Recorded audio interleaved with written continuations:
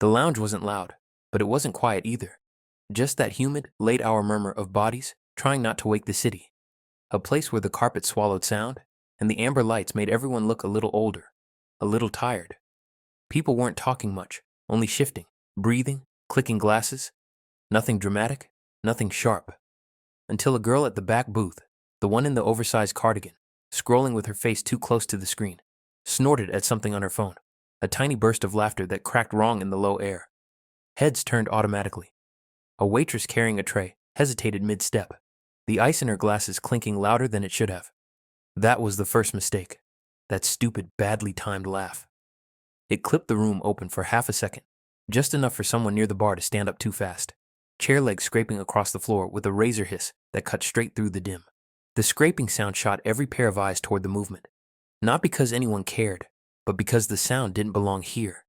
And that's when they saw him, Jimin, not posing, not hiding, just rising from the low couch like he'd misjudged the height. One hand on the table for balance, the other brushing at his jacket as if he'd spilled something. No spotlight, no drama, just a simple, everyday motion that looked violently out of place in this room where no one stands without purpose. A guy nearby blinked hard, like his brain couldn't sync the face with the location. He rubbed his nose, glanced away, then immediately glanced back, too fast to be casual. A girl with a sequin clutch froze mid-sip, her straw hovering near her mouth as her friend elbowed her, whispering something sharp that made her flinch. One man, older, shirt half unbuttoned, frowned openly, turning his body to get a better look, pretending he wasn't staring, while obviously staring. The waitress with the tray nearly dropped it when she recognized him, or thought she recognized him, or realized she didn't want to be the first to confirm it. Phones didn't rise yet. They trembled. A glow here, a flick there, someone unlocking theirs under the table, angling the screen toward a reflection on a metal napkin holder. Jimin hadn't said a word. He hadn't even made eye contact. He just stood there, shoulders too square, too exposed, too visible for a place where even regulars kept their heads down. The carpet suddenly looked dirtier around him, the shadows harsher, the air thicker. People shifted in their seats, adjusting shirts, fixing hair, pretending to check tabs, pretending not to look while looking even harder. A girl near the entrance mouthed, "No way," but the word didn't travel. It just hung in her open mouth, stuck. The cardigan girl, the one who had laughed too soon, gasped softly when she realized what her sound had triggered, clapping a hand over her lips like she could rewind the moment. But it was too late. The first laugh had cracked the surface. Jimin standing had ripped it wide. The lounge wasn't a secret place, but it was the wrong place, the kind of room where the lighting itself felt like a warning. A guy at the bar shifted his stool backward, slow, cautious, squinting, as if trying to see around the idea of him, not the person. Another reached for his phone, thought better of it, dropped his hand, lifted it again, froze. The tension hit like humidity. You didn't hear it. You felt it on your skin. Someone knocked over a glass. The dull thud sprang a line of water across the table, and a cluster of people turned toward the noise just to avoid looking at Jimin directly. The staff didn't intervene. They didn't even breathe differently. They just watched, rigid, pretending they didn't recognize him, pretending they hadn't just witnessed the moment the entire room snapped off its axis. And Jimin, still standing, shifted his weight from one foot to the other. A tiny, innocent movement that made half the room twitch like they'd been caught doing something wrong. No one said his name, not yet. But the space around him had already warped, bending the reactions of everyone within reach. The girl with the straw lowered her drink, eyes wide. The cardigan girl shut her phone face down. The man with the unbuttoned shirt swallowed hard, throat tight enough to be seen from 3 tables away. And still, no one looked him in the eyes. They only looked at each other, as if waiting for someone else to admit it first. The night didn't break. It just tilted, and nobody knew how to stand straight in it anymore. The room didn't rush toward him. It recoiled first, like a collective muscle twitch, a synchronized flinch no one intended. A girl near the corridor jerked her knee against the table, knocking a spoon to the floor. The metallic clatter rang out too brightly, too clean for the low light, and 3 people turned toward her just to avoid turning toward him. A guy with a leather jacket tried to play it cool, leaning back in his seat, but his elbow slipped on condensation from someone else's drink, and he lurched forward with a muttered curse that drew another ripple of attention. Not toward Jimin, never directly, but in orbit around him, like everyone was trying to convince themselves he was just a misfired thought. The waitress set down her tray too hard, the glasses chiming brittle, her hand shaking as she muttered, "Sorry," to no one in particular. She kept her eyes on the floor, circling the long way around his table, refusing to step into his peripheral vision. But the curve she walked made her tray tilt, and one glass toppled, rolling off the edge and shattering into dim, wet shards. People jolted, not dramatically, but with that ugly, involuntary jerk of bodies trying to pretend they weren't startled. Someone snorted, a forced half laugh, an attempt at normalcy, but it cracked too loud, too dry. Heads turned again. A man near the bar whispered, "Is that?" and stopped, biting the word off like it burned his tongue. The woman beside him tugged his sleeve, hard, pulling his hand under the counter where it couldn't lift his phone again. Across the room, two girls argued in tiny, frantic whispers, one insisting yes, the other insisting don't be stupid, both sneaking glances that didn't match their words. The man in the leather jacket wiped his palms on his jeans, then immediately pretended he was brushing off lint. Someone behind him dropped a fork. Someone else knocked their knee into a chair. The sounds collided in nervous little bursts, too close together, tripping over each other like mistakes piling on mistakes. And in the center of the room, Jimin didn't move. He wasn't posing, wasn't reacting. He looked like someone who'd stood up because he thought he heard his name from across the room, only to realize it wasn't meant for him. But that was the problem. No one in this place could even imagine his name being said here. A couple sitting near the wall tried to stand, maybe to leave, maybe to reposition. But the woman instantly lost her balance on the uneven tile, grabbing her partner's arm hard enough to twist his sleeve. He hissed. She whispered, "Sorry." But her eyes were fixed somewhere past his shoulder, toward the shifting gravity in the center of the lounge. A young guy in a beanie pulled his phone halfway out of his pocket, then shoved it back in too quickly, almost dropping it. The girl next to him leaned forward, eyes narrowed, her lips parting like she wanted to say something, but couldn't form the shape of it. A server knelt to clean the broken glass, but her rag slipped, slicing her finger. She winced, sucked in a breath, then froze when she realized she'd made noise, her eyes darting straight to him before she could stop herself. She looked away instantly, cheeks flaring red, wiping her hand on her apron like she could smudge the moment out of existence. A man at the far end of the bar exhaled loudly, too loudly, trying to reset the energy with a big, fake sigh. But it didn't land. It only made everyone look up again, more alert, more aware. The ceiling fan rattled once, a sick little vibration that churned the air in a slow, uneven churn, and people glanced at it like the sound had come from Jimin himself. The cardigan girl, the one who'd started all of this with her stupid laugh, fumbled for her bag, knocking over her own half-empty cup. The ice spilled out like teeth across the table, one cube sliding off and landing by her sneaker. She stared at it, mortified, like it was somehow accusing her. A couple of teenagers near the back kept stealing glances at the exit, calculating a path that wouldn't take them near him.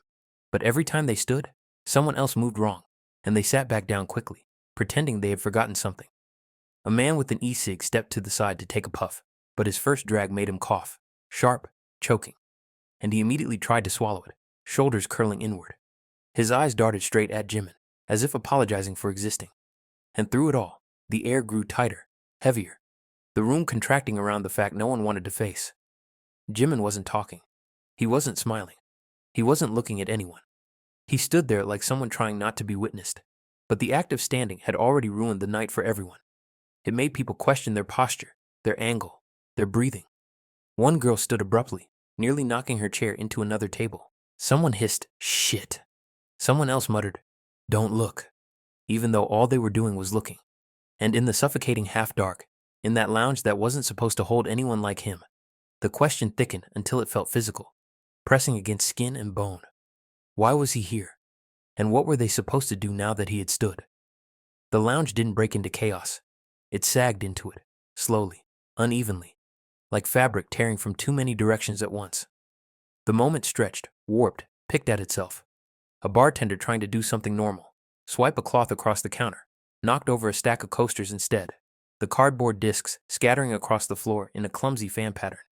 He bent down to gather them, then froze halfway when his eyes accidentally aligned with Jimin's silhouette. Not eye contact, just shape contact, enough to make him straighten too quickly, banging his knee on the cabinet. He hissed, rubbing the spot, but the pain didn't matter. The attention he'd drawn did. A couple near the bathrooms tried to pretend nothing was happening, leaning in close like they were sharing a secret, but the girl's hand trembled as she lifted her drink, brushing her lip with the straw and missing, tapping her cheek instead. Her friend snorted, not at Jimin, but at her. Yet the sound ricocheted wrong, hitting the air like a cue. People looked again. Nobody blinked naturally anymore. A man with a laptop bag set it down too hard, the thud echoing through the room as if announcing something. He whispered, "Sorry," though no one had accused him. A boy in a white tee lifted his phone under the table, screen pointed upward, shaky, aiming for a reflection in a polished metal panel behind the bar. The girl next to him saw it, nudged his arm sharply, mouthing, "Stop." But he kept adjusting the angle anyway, breathing shallowly like he knew he was crossing a line, but couldn't stop. The server with the cut finger returned with the bandage wrapped too thickly, as if cushioning herself from the moment. She avoided the center of the room entirely, skirting around the walls with wide steps, glancing over shoulders, flinching at shadows. When someone called her name from across the lounge, she jumped, tray tilting dangerously before she caught it with both hands. A guy slumped on a couch tried to stand, maybe to leave, maybe out of instinct. But his foot caught on the low edge of the table, and he stumbled a full step forward, loud enough that the table rattled. The sound punched the room in the gut. He froze mid-stumble, face twisted, apologizing to no one, hands up like he'd committed a crime. He sat back down so fast the cushion hissed beneath him.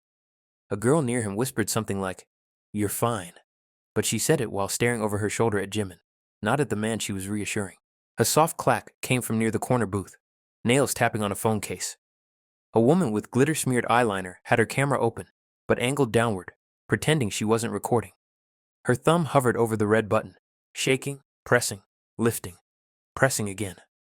She inhaled sharply, then snapped the phone shut like she'd forced herself to swallow a confession.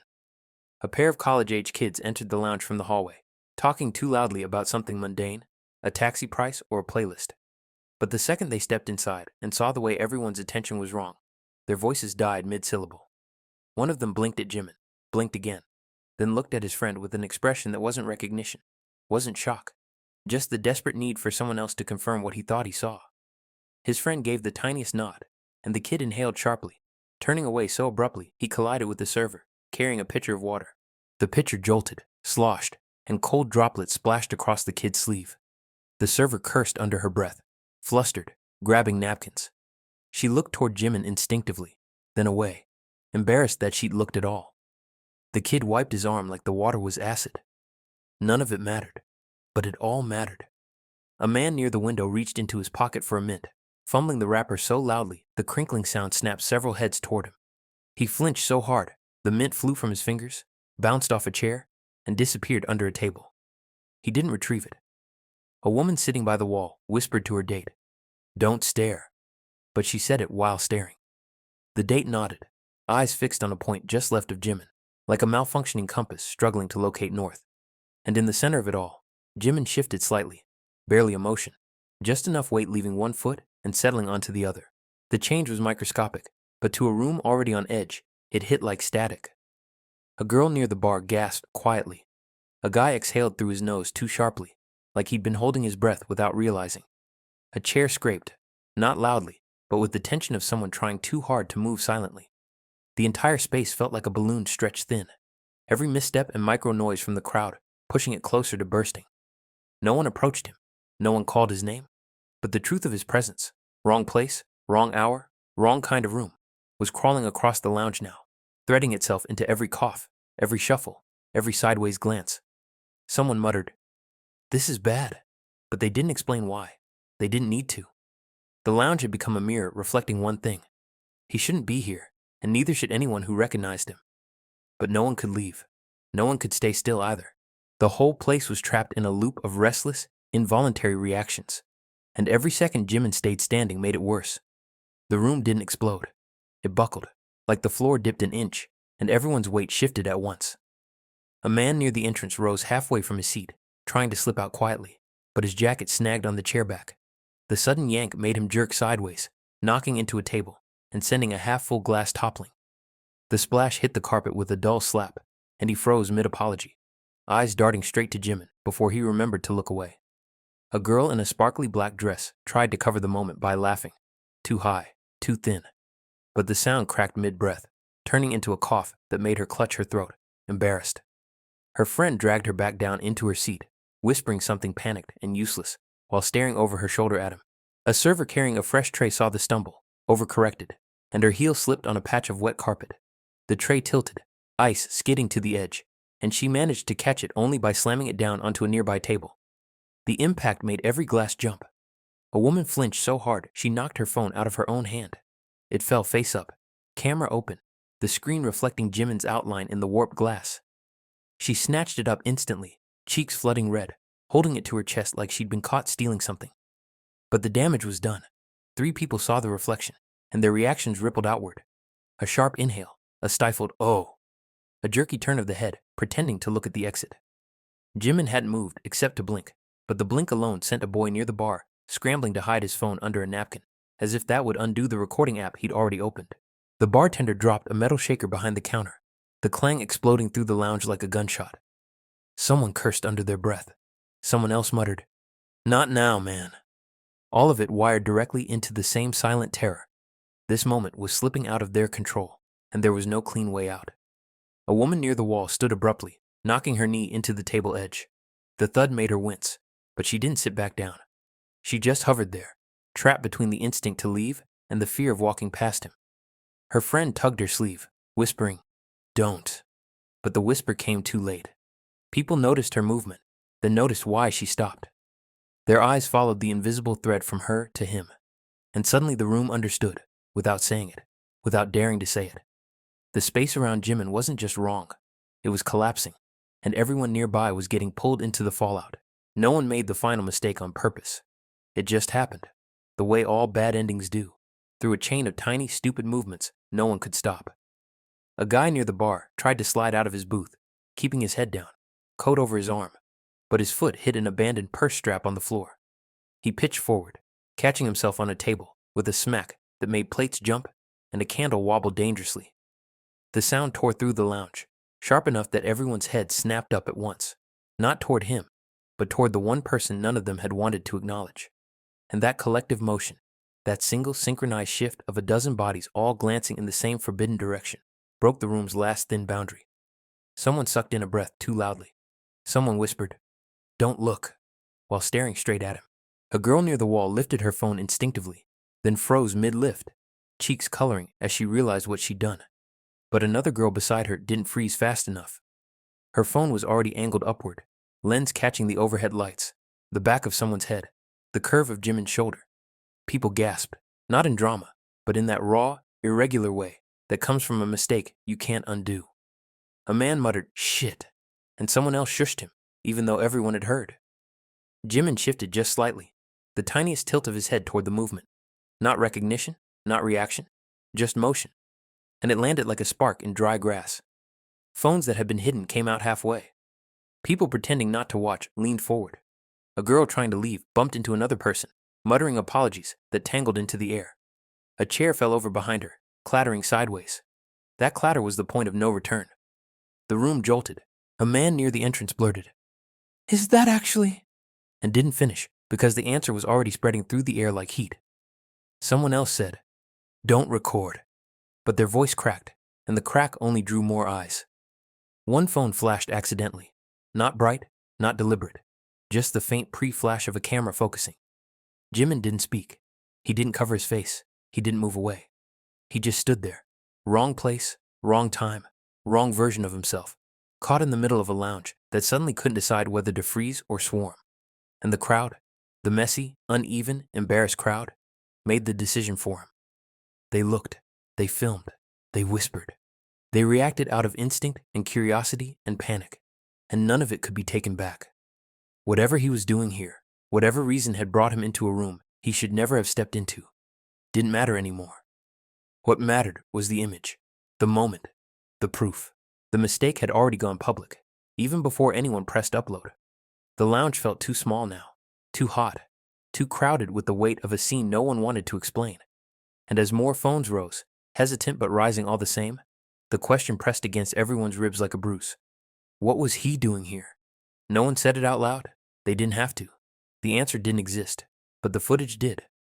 The night didn't resolve. It didn't calm. It just ended the only way it could, with people watching something they knew they shouldn't, and him standing in a place he never should have been, while the room collapsed around the single moment none of them would ever forget.